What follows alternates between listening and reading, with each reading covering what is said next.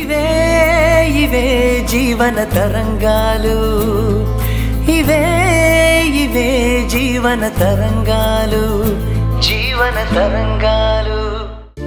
ఇక ఇలాంటి టైంలో అయితే అమ్మాయిలు సిగ్గుపడుతూ ముడుచుకుపోయి ఉండాలంటారు. కానీ నాకు అది నచ్చదు. మౌనం కంటే మాట్లాడవే మంచిదని అనుకుంటాను. ఓ నైస్. థ్యాంక్స్. పెళ్ళాక అందరిని వదిలి అమెరికాకి రావాల్సి వస్తుంది. తెలుసు. 2-3 సంవత్సరాలకి ఒకసారి రావచ్చు, రాకపోవచ్చు.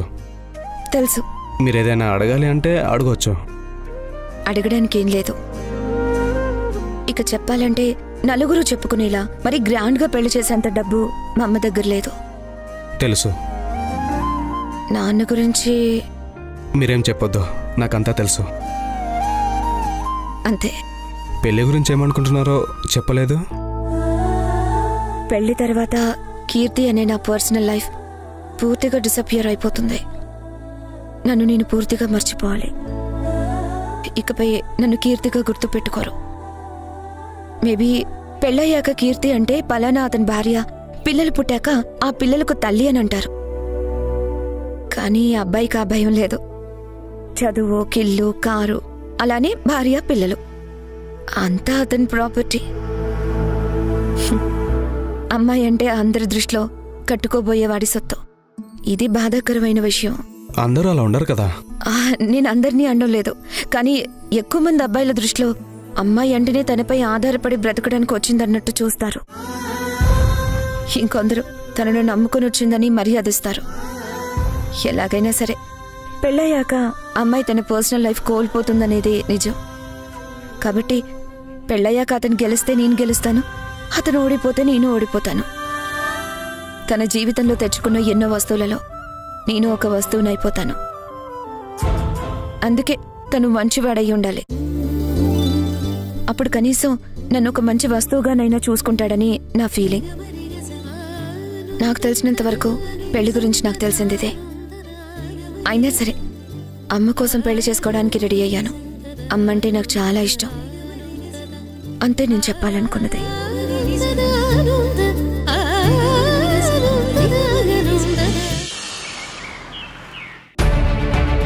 ఇలా ఎందుకు చేశారు? నేనేం చేశాను? నా ఫ్యామిలీ మ్యాటర్స్ లో జోక్యం చేసుకోకపోవటం నీకు చాలా మంచిది. నాకేం పని లేదనుకుంటున్నావా? అసిస్టెంట్ కమిషనర్ మేడం ఎంక్వైరీకి రమ్మని పిలిస్తే ఆవిడతో వెళ్ళడం తప్ప? ఎవరన్నారు తప్పని? వెళ్ళు. మరి మా మామయ్య దగ్గరికి వెళ్ళి నేను ఆవిడ చుట్టూ తిరుగుతున్నానని చెప్పారు కదా, వెళ్ళలేదా ఆమెతో పాటు? డ్యూటీ పర్పస్ గా వెళ్ళానండి. అది నీకు తెలుసు, నాకు తెలుసు, కానీ బయట వాళ్ళకి తెలియదు కదా. ఎవరికి నచ్చినట్టు వాళ్ళు కథలు అల్లుకుంటున్నారు. అది మీ మామ చెవును పడ్డంతో నన్ను పిలిచి అడిగారు. నేను మీ మామయ్య ఓల్డ్ ఫ్రెండ్స్ కాబట్టి అందుకే ఇంటికి పిలిస్తే వెళ్ళాను. మా అల్లుడి ఇంటికి సరిగా రావడం లేదు, రీజన్ ఏంటి అని అడిగాడు. వర్క్ బిజీ అని చెప్పాల్సింది కదా. నేను అదే చెప్పాను, కానీ ఆయన నమ్మలేదు. మా అల్లుడిలాగే మీరు కూడా ఇన్స్పెక్టరు, కానీ మీకు లేని పని మా అల్లుడికే ఎందుకుంటుంది అన్నాడు. కారణం నాకు తెలుసు, మీకు తెలుసు. తెలుసు. దేవికా మేడంకి నా మీద నమ్మకం లేదు, మీ అల్లుడు సత్యం మీద నమ్మకం ఉంది, అందుకే సత్యం బిజీగా ఉంటున్నాడని చెప్పాల్సిందా? ఎగ్జాక్ట్లీ. ఇంత క్లియర్ గా చెప్పుంటే ఇప్పుడు మిస్అండర్స్టాండింగ్ వచ్చేది కాదు కదండి. అవును, చెప్పాల్సిందే. నేను దొంగని, మీ అల్లుడు శుద్ధపోసా, అందుకే దేవికా నన్ను పక్కన పెట్టిందని చెప్పాలా? అయినా నేనేమన్నా చీటింగ్ చేసి జాబ్ సంపాదించానా? కాదు కదా. మీలాగే ఎగ్జామ్ రాసి వచ్చాను కదా. ఏదో 1-2 సార్లు చిన్న చిన్న గిఫ్ట్లు తీసుకున్నాను, అందుకు రిటర్న్గా వాళ్ళకి స్పీడ్గా పనిచేసి పెట్టాను. దానికే నన్ను కరప్టెడ్ అని పక్కన పెడితే నాకు ఇన్సల్ట్ కాదా? నేనేదో పెద్ద పెద్ద స్కాములు చేసిన వాళ్ళ చూస్తే ఎలా? అందుకని మా మామయ్య దగ్గరికి వెళ్ళి ఉన్నది లేనిది అన్ని కల్పించి చెప్తారా? చూడు, నేను చెప్పడం కాదు, ఆల్రెడీ మీ మామకి నీ భార్యకి నీ మీద నమ్మకం లేదు. ఉంటేదాన్ని నేను చెరిపేయలేను కదా. నాపై దేవికా మేడంకి నమ్మకం లేదు, రాదు. కానీ నా భార్య పిల్లలకి కావలసినవన్నీ సంపూర్ణంగా సమకూర్చాను. వాళ్లకు నాపై పూర్తిగా నమ్మకం ఉంది, అది చాలు నాకు. నీ విషయంలో నా జోక్యం ఏమీ లేదు. డిసైడ్ కావాల్సింది నువ్వే. నీకు నీ భార్య దగ్గర నమ్మకం కావాలా లేక దేవికా మేడం దగ్గర నమ్మకం కావాలో చాయిస్ ఈజ్ యువర్స్. అంటే అది మీరే ఆలోచించుకోవాలి. మీ వైఫ్కి నువ్వు ముఖ్యం, నువ్వు తనతో స్పెండ్ చేస్తున్నావా లేక దేవికా మేడం దగ్గర ఉన్నావా అని. ఎవరికి ఎంత టైం ఇవ్వాలనేది నీ మీదే డిపెండ్ అయి ఉంటుంది. దేవికా మేడం ఈ రోజు ఉంటారు, రేపు వెళ్తారు. ఈలోపు మీ కాపురంలో అపార్థాలొస్తే సంసారం నాశనమైపోతుంది. అయినా నీకు ఇల్లు, ఆఫీసు ఈ రెండిట్లో దేనికెంత టైం ఇవ్వాలో, ఎలా బ్యాలెన్స్ చేసుకోవాలో నీలో క్లారిటీ ఉండాలి.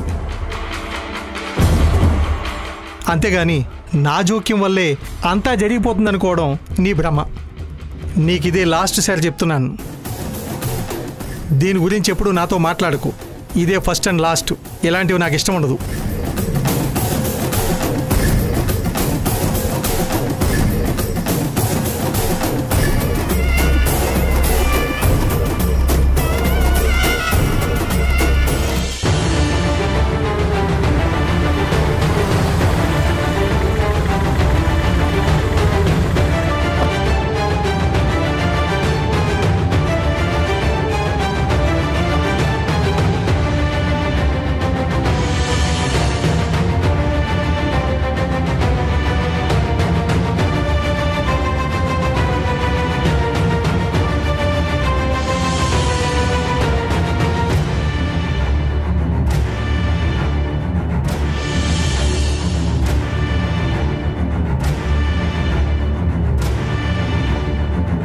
ఇదే ఏరియాలో బ్లాక్ మనీ తీసుకెళ్లే వెహికల్ ఉంటుందని చెప్పారు, కానీ ఎక్కడా ఏ వెహికల్ కనిపించడం లేదు. నాకొచ్చింది right ఇన్ఫర్మేషనేనా?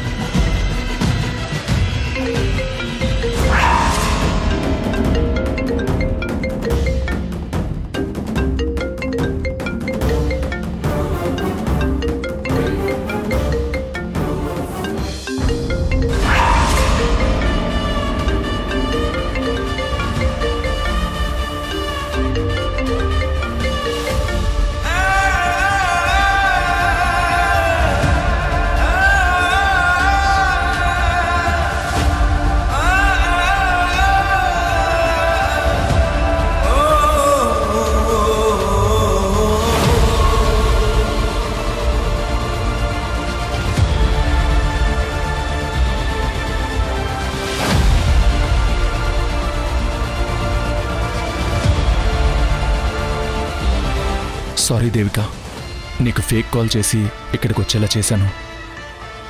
I'm extremely sorry. What? Fake call చేసావా? అలా ఎలా చేసావు? నువ్వు ఫేక్ కాల్ చేస్తే పరిగెత్తుకుంటూ వచ్చాను తెలుసా? ఆ వచ్చే తొందరలో జరగరానిది ఏదైనా జరిగితే హూ ఇస్ ద రెస్పాన్సిబుల్? నువ్వు కూడా గవర్నమెంట్ జాబ్ చేస్తున్నావు కదా. ఒక గవర్నమెంట్ ఆఫీసర్ టైం ఎంత విలువైందో, ఆ టైంని మిస్యూజ్ చేస్తే ఎంత నష్టం కలుగుతుందో నీకు తెలీదా? సారీ దేవిక, తప్పలేదు. నీతో మాట్లాడాలంటే నాకు ఇంతకన్నా వేరే దారి కనిపించలేదు.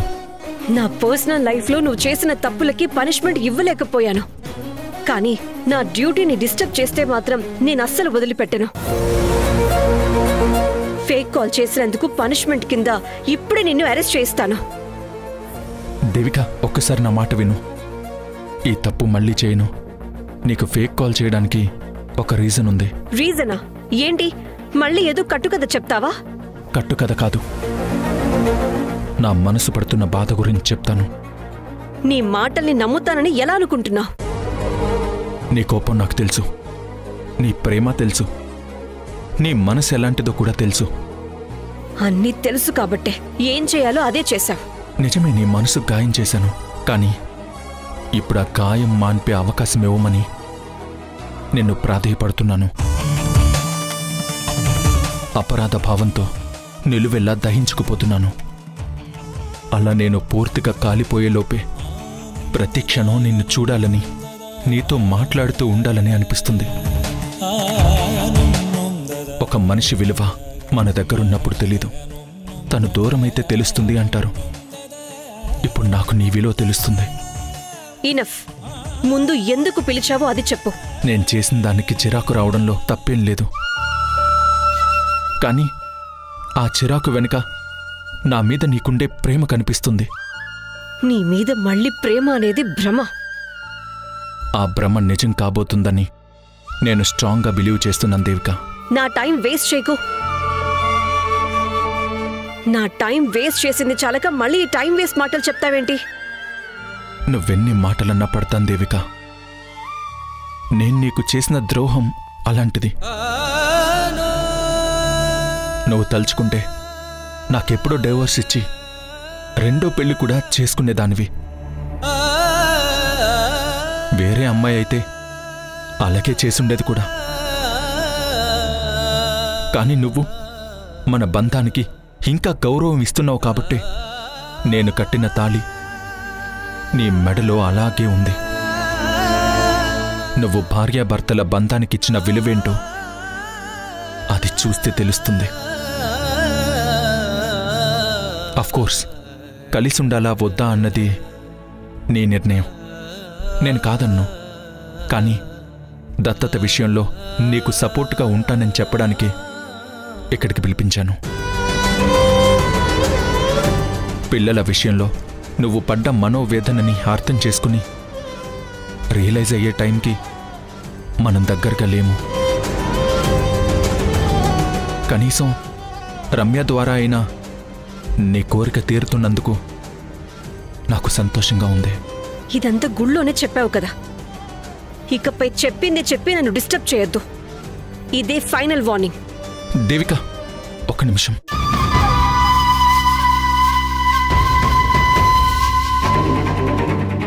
ఇవి రమ్య కోసం తెచ్చాను. దేనికి?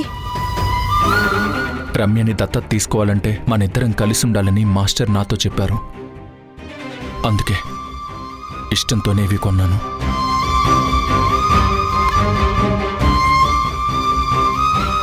కాదనుకు దేవిక.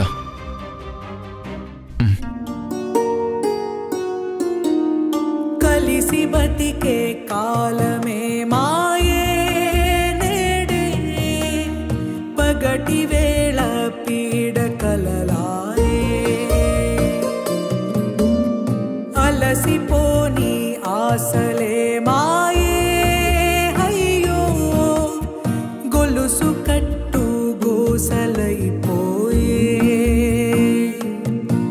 పొరపాట్లు కొన్ని పంతాలతోని మరి ఎంతకీ తేలదు పంచాయితీ, కలిసి బతికే కాలమే మాయే నేడే, పగటి వేళ పీడ కలలాయే.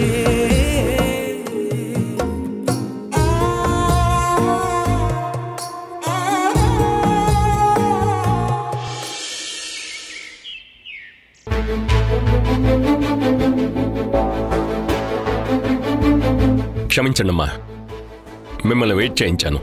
కూర్చోండి. పర్వాలేదండి. ఆ రోజు మీతో అలా మాట్లాడినందుకు మనసుకు చాలా బాధ అనిపించింది. అవన్నీ వదిలేయండి. నేను చేసే బిజినెస్లో అవన్నీ కామన్. అయినా తెలిసిన వాళ్ళతో అలా వ్యవహరించడం నాకు తప్పే అనిపించింది. డబ్బులు వస్తాయి పోతాయి, మనం అనుకున్న వాళ్ళని మనం దూరం చేసుకుంటామా? దేవిక రమ్మంటే వెళ్ళి కలిశాను. చెప్పింది మాట కఠినం అంతే. ఆ జాబ్లో అలానే ఉండాలి. నేను చెప్తూనే ఉంటా, కొట్టినట్టు మాట్లాడకు, అంత ముక్కుసూడితనం పనికిరాదు అని. తనకి కొద్దిగా కూడా గర్వం లేదు. మన ఊరి అమ్మాయి ఈ స్థాయిలో ఉండడం నాకు కూడా చాలా గర్వంగా ఉంది. కూర్చోండమ్మా. పర్వాలేదండి. మీ దృష్టిలో నేను ఒక పెద్ద మనిషిని, కానీ నా ముందు కూర్చోకూడదు అంటే ఎలా? మీరు వయసులో నాకంటే పెద్దవాళ్ళు. మీ వయసుకు నేను మర్యాద ఇవ్వాలి కదా. మిమ్మల్ని నిలబెట్టి మాట్లాడకూడదు. దయచేసి కూర్చోండమ్మా.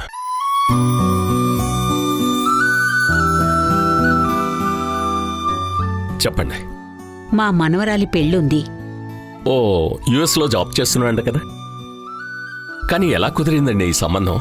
ప్రమోద్ ఉన్నారు కదా, కాలేజీలో పనిచేస్తారు. మ్యాథ్స్ లెక్చరర్ కదా, ఆయనే కీర్తిని పిలిచి మాట్లాడారు. ప్రమోద్కి పిల్లలు లేరు కదా? లేరు, వాళ్ళక్క కొడుకు. ఆ అబ్బాయికి నాన్న లేరు. ప్రమోద్ గారే ముందుండి పెళ్లి జరిపిస్తున్నారు. అమ్మాయి అబ్బాయికి ఒకరికొకరు నచ్చారు. అబ్బాయి ఇక్కడ 3 నెలలుంటాడు. ఆ లోపు పెళ్లి చేసి పంపించాలి. ఫారిన్ నుంచి వచ్చిన అబ్బాయి పెళ్ళంటే బాగానే ఖర్చుంటుంది. డబ్బులు ఏమైనా కావాలా? అవునండి, అందుకే వచ్చాను. మీరేం భయపడకండి, ఖర్చు ఎంతైనా పర్లేదు, నేనున్నాను. పెళ్లి మా స్తోమతకు తగినంతలో చేస్తున్నాం. ఇది మీ కాలం కాదు. ఎంత పొదుపుగా చేసినా పెళ్ళంటే పెద్ద ఖర్చే. ధరణికి చెప్పండి, తన ఇంటి వాల్యూ 50 లక్షల దాకా ఉంటుంది. మహేష్ అప్పుగా తీసుకునేది చాలా చిన్న అమౌంట్. ఇంకా డబ్బు కావాలంటే ఆ ఇంటిపైనే తీసుకోవచ్చు. వెంటనే పెళ్ళంటున్నారు కాబట్టి డబ్బు కోసం అక్కడిక్కడ తిరగాల్సిన అవసరం లేదు, నేనున్నాను. పెళ్లి ఖర్చులో నా జోక్యం ఏమీ లేదండి. ధరణి ప్రమోద్ గారే అంతా చూసుకుంటారు. ఓ, అబ్బాయి కట్నమేమీ ఆశించలేదు. పెద్దగా ఖర్చవదు. అంత డబ్బు అవసరం ఉండకపోవచ్చు. ఏమీ అడగలేదా? బాగా చదివాడు, మంచి ఉద్యోగం, అమెరికాలో సెటిల్డు అంటున్నారు. అంటే అందర్నీ కనుక్కున్నారా? ధరణి కనుక్కుంది. దూరదేశం. అబ్బాయి ఏమీ ఆశించట్లేదు అంటున్నారు. అన్నీ బాగున్న వాళ్ళు పెళ్లితో వచ్చే లాంఛనాలు వదులుకుంటారా? అబ్బాయికి నా అనేవాళ్లుంటే కట్నాలు కానుకలు అడిగేవాళ్లేమో. కాని ఆ అబ్బాయికి ఎవరూ లేరు. ఓహో.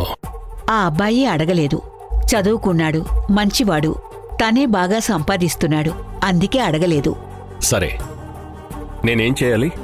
మీ దగ్గరున్న నా డబ్బులు 1,25,000 భద్రంగా ఉన్నాయి. అవిస్తే మనవరాలి పెళ్లి ఖర్చులకు వస్తాయి. రేపో ఎల్లుండో వచ్చి తీసుకెళ్ళండి. రేపొచ్చి తీసుకుంటాను. ఆగండి, తప్పుగా అనుకోకండి. కీర్తిని నేను చిన్నప్పటి నుంచి చూస్తున్నాను. అబ్బాయి గురించి ఏమీ తెలియకుండా మీరు అమ్మాయిని అంత దూరం పంపిస్తున్నారు. అంతా సవ్యంగా జరిగితే మంచిదే, కానీ ఉన్నట్టుండి ఏదన్నా జరిగితే ఎన్ఆర్ఐ సంబంధాలను అంత త్వరగా నమ్మకూడదండి. దూరపు కొండలు నునుపు, కానీ దగ్గరకు వెళ్తేనే తెలుస్తుంది కదా లోన లొటారం.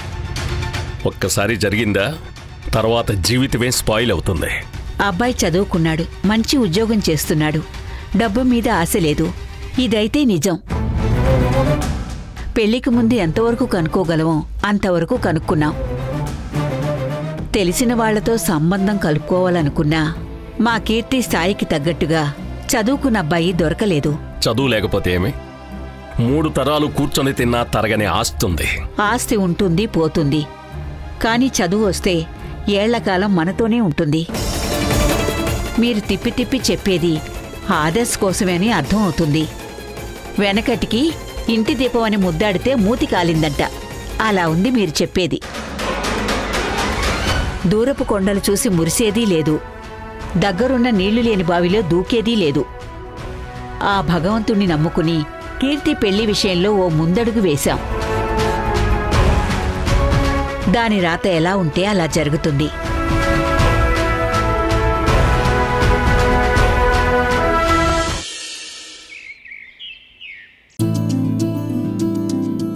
మాట్లాడవా అబ్బాయితో?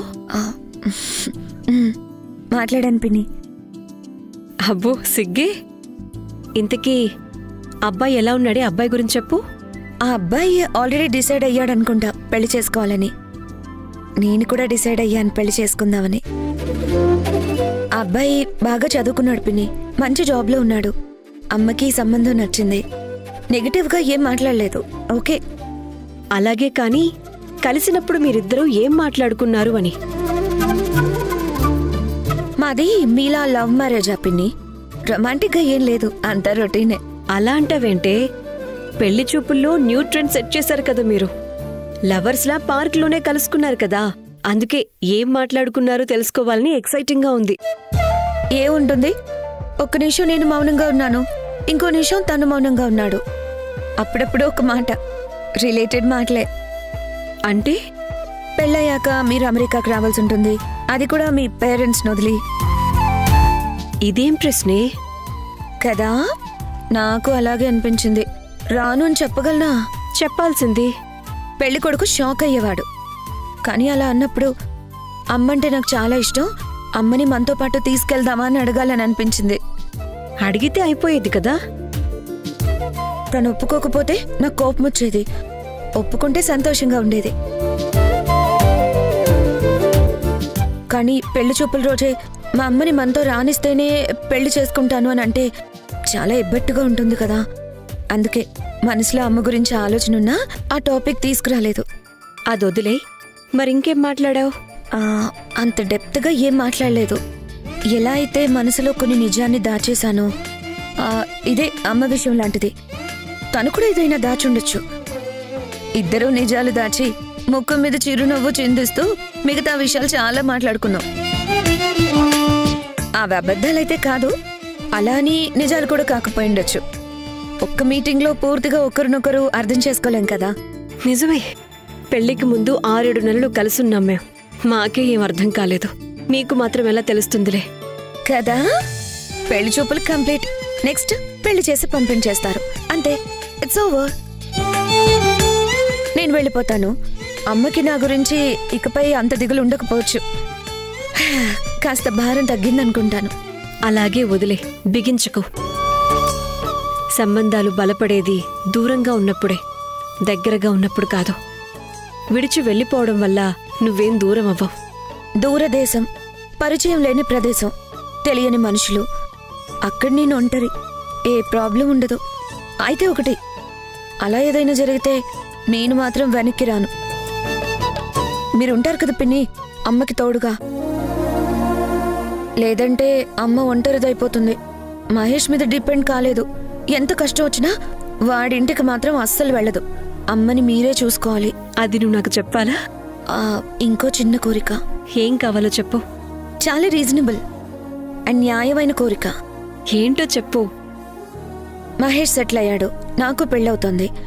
అమ్మకున్న బాధ్యతలు ఒక్కొక్కటి తీరిపోతాయి. ఇప్పుడైనా అమ్మ నాన్నను వదిలేసి ప్రశాంతంగా ఉండొచ్చు కదా. నాన్నకి తెలియాలి ఆకలి బాధ ఎలా ఉంటుందో. సిగరెట్ తాగాలనుకున్నప్పుడల్లా డబ్బు లేకపోతే ఎలా ఉంటుంది? అడిగిన ప్రతిసారి అమ్మ ఇచ్చే డబ్బు కోసం అమ్మ ఎంత కష్టపడుతుందో నాన్నకి తెలిసి రావాలి. ఇన్నేళ్లుగా నాన్నని భరిస్తూ అప్పులు చేస్తే అమ్మే కడుతూ తను సగం అయిపోయింది. అయినా ఇంకా అమ్మ నాన్న బాధ పెడుతూనే ఉన్నాడు. ఇప్పటికైనా నాన్నకు బుద్ధి రావాలంటే అమ్మ నాన్నను వదిలేయాలి. ఈ విషయం మీరు అమ్మతో చెప్తారా? మనం ముందే ఒకటైపోయి ఆ దేవికకి చెక్ పెట్టాలి.